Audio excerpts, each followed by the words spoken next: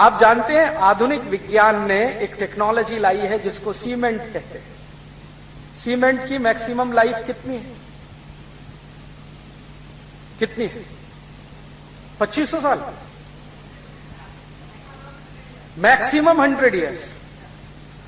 दुनिया के सीमेंट तकनीकी में काम करने वाले सभी वैज्ञानिक कहते हैं कि सीमेंट की अधिकतम जिंदगी 100 साल है। लेकिन कुछ वैज्ञानिक तो यहां तक कहते हैं कि अधिकतम जिंदगी की परिभाषा क्या?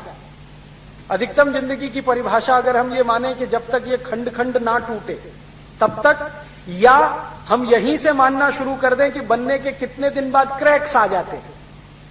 अगर वो कहते हैं कि भाई बनने के कितने दिन बाद क्रैक्स आ जाते हैं, यहां से शुरू करें, तब तो सीमेंट की जिंदगी 5 साल भी नहीं है। अच्छी से अच्छी बिल्डिंग को देख लेना, आज बनी है, साल भर बाद उसमें क्रैक्स दिखाई दे जाएंगे। तो कई वैज्ञानिक तो कहते हैं कि अगर क्रैक्स को हम आधार बनाएं तब तो ये 5 साल की जिंदगी भी नहीं है सीमेंट की, लेकिन पूरी बिल्डिंग खंड खंड टूट जाए तो 100 साल है। तो हम मान लें कि 5 साल से लेकर 100 साल है। अच्छा, अब दूसरी बात बताता हूं। आपने कभी भारत का कोई किला देखा है? फोर्ट? राजस्थान में तो आप हैं, यहां 2-3 किले बड़े मशहूर हैं। आमेर का एक किला है जयपुर में, जोधपुर का एक किला है, जैसलमेर का है, चित्तौड़गढ़ का है। ये सब किलों में आप जानते हैं सीमेंट लगा है? नहीं, चूना लगा है। चूना की मैक्सिमम लाइफ मालूम है कितनी? अगर वो 5 साल और 100 साल की कहानी कहें सीमेंट के बारे में कि क्रैक्स पड़ना शुरू हो, वहां से जोड़ें तो 5 साल और खंड खंड टूटे तो 100 साल, अगर चूने को ऐसा कहना शुरू करें तो चूने की मिनिमम लाइफ 500 साल है और मैक्सिमम लाइफ 2 से 2500 साल। भारत के जितने भी किले हैं ना, आमेर में देखो या चित्तौड़गढ़ में या दक्षिण में चले जाओ या पश्चिम भारत में, बहुत सारे किले 250-300 साल से लेकर 1000-1200 साल पुराने, और इनमें दीवारों में क्रैक्स नहीं है। पत्थर उखड़कर गिर जाएगा, क्रैक नहीं आएगा कभी। मतलब क्या है? मतलब यह है कि चूने की टेक्नोलॉजी सीमेंट से कुछ ऊंची तो है। और आप जानते हैं सीमेंट और चूने का रॉ मटेरियल एक ही है, ये मालूम है ना? दोनों का रॉ मटेरियल एक ही है। इसका माने बनाने की जो तकनीकी है उसमें कुछ अंतर है। सीमेंट उसी रॉ मटेरियल से बनता है जिससे चूना बनता है, बस अंतर इतना है कि सीमेंट यूरोप में बना है, चूना भारत में बना है। चूना 500 साल तो कम से कम जिंदा रहता है, 2500 साल तो अधिकतम जिंदा रहता है। सीमेंट तो 100 साल से भी कम समय तक ही जिंदा रहता है। तो कौन सी टेक्नोलॉजी ऊंची है, चूने की कि सीमेंट की? अब आप ये कहेंगे कि अगर ये चूने की टेक्नोलॉजी बहुत ऊंची है तो हम घर क्यों नहीं बनाते इससे? ये प्रश्न आएगा कि नहीं मन में? हाँ, तो इस प्रश्न का उत्तर ये है कि हम चूने से ही घर बनाया करते थे आज से 150 साल पहले तक। जितने घर आप देखो ना भारत में पुराने 150 साल 200 साल, वो चूने से ही बने हैं। हम 150 साल पहले तक सभी भारतवासी चूने से ही घर बनाते थे, और जो भारतवासी थोड़े गरीब होते थे वो मिट्टी से घर बनाते थे।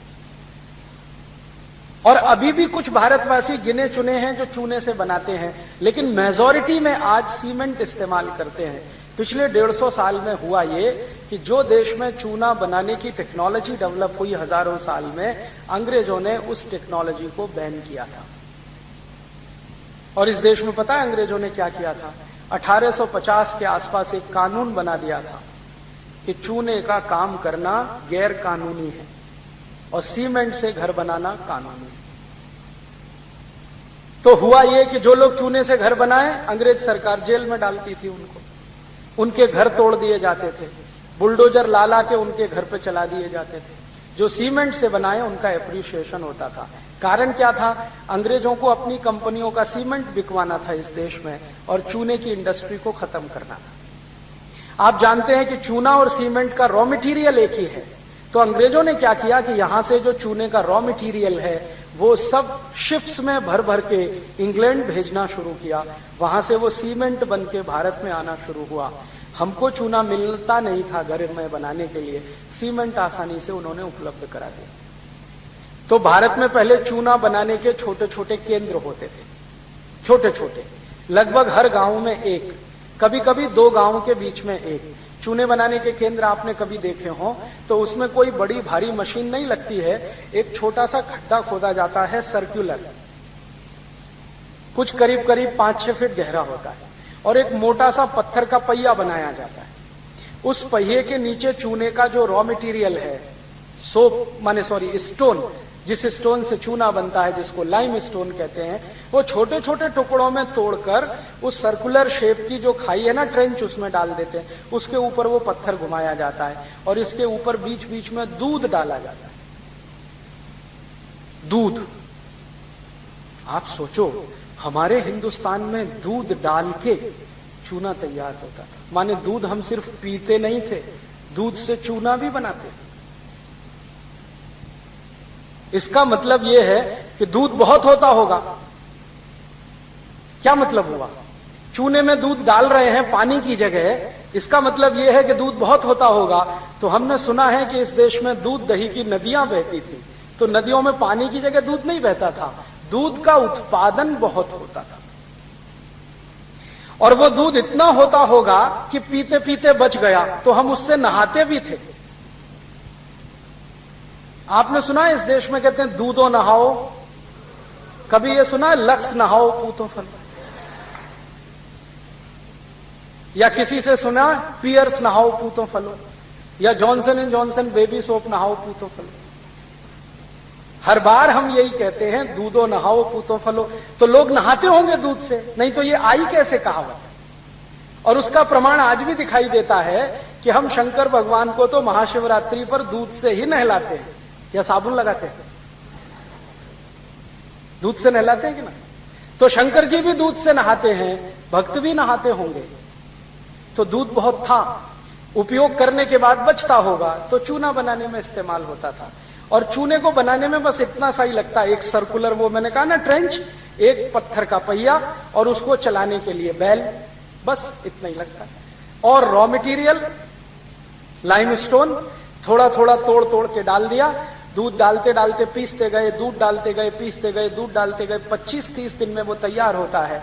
फिर उसको जब कंस्ट्रक्शन में इस्तेमाल करो तो उसमें जो बॉन्डिंग फोर्स है वो इतना ताकतवर है कि 2500 साल तक उसे कोई हिला नहीं सकता। ये है भारत की टेक्नोलॉजी। और इस टेक्नोलॉजी को अंग्रेजों ने किया क्या? कानून बनाकर पाबंदी लगा दिया। तो 150 साल में ये चूने के जितने भी केंद्र थे सब धीरे धीरे बंद हो गए, और उनके स्थान पर अंग्रेजों ने सीमेंट के कारखाने कुछ शुरू कर दिए, जो चालू हो गए, जो आज भी इस देश में सीमेंट बना रहे हैं और लोगों को दे रहे हैं। अब सीमेंट बनाने की जो टेक्नोलॉजी है वो इतनी कॉम्प्लिकेटेड है कि कोई भी गांव में सीमेंट नहीं बन सकता,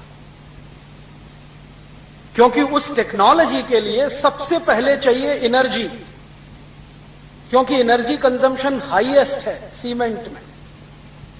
बिजली चाहिए, बिजली तो थी नहीं, तो चूना बनाने में तो बिजली की जरूरत नहीं।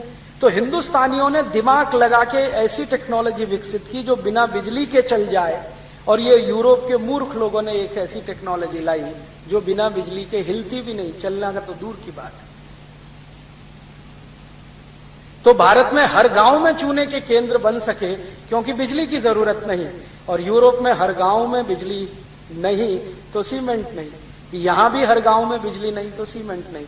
तो सीमेंट वहीं बन सकता है जहां बिजली हो, और बिजली हो तो थोड़ी बहुत नहीं हो, ज्यादा हो। 240 वोल्ट की बिजली से सीमेंट नहीं बनता। बिजली बनाने के लिए कम से कम 11,000 वोल्ट लगता है।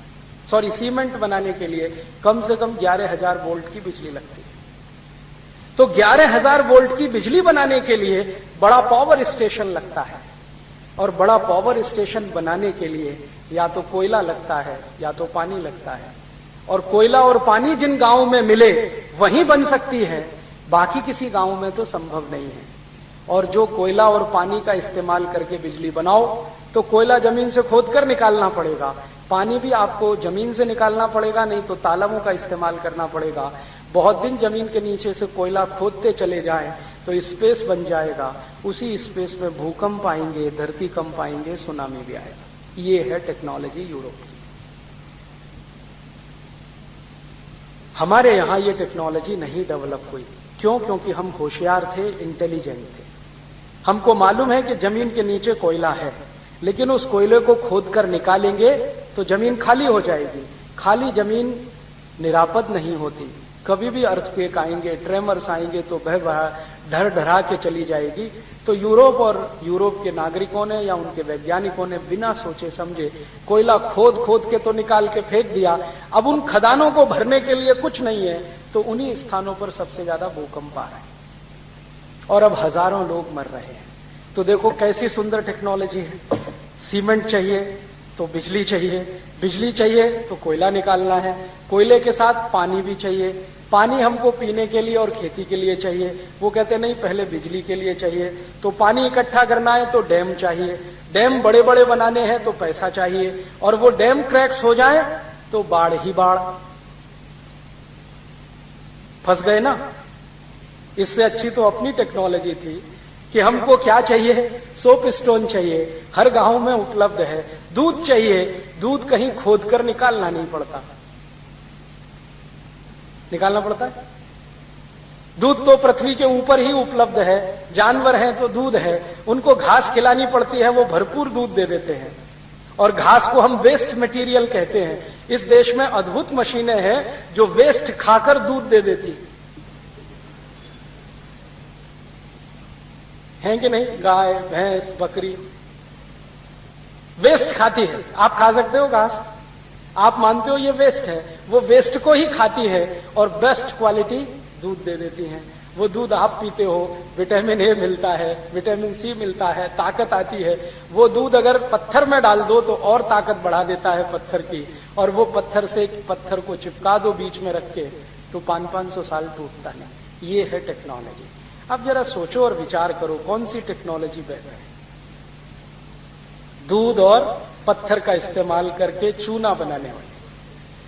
क्योंकि इस टेक्नोलॉजी में सबसे महत्वपूर्ण बात पता है क्या है, कि आप प्रकृति का, नेचर का कोई भी नुकसान नहीं करते।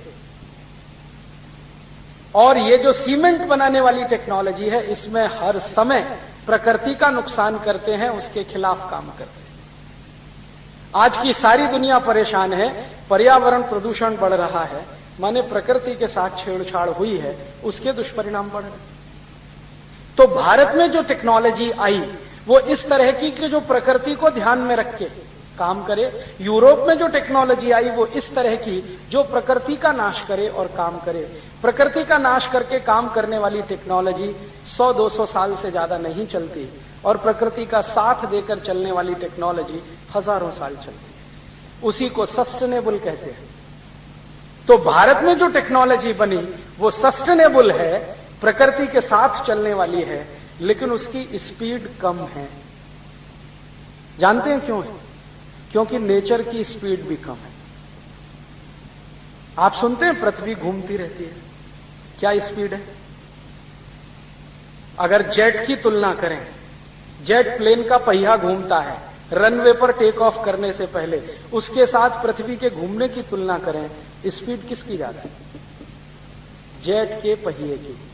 हमने स्पीड नहीं बढ़ाई क्योंकि पृथ्वी की स्पीड ज्यादा नहीं है घूमने। हमने इस बात का ध्यान रखा कि पहिया बनाओ तो सही, लेकिन कम स्पीड में चलने वाला।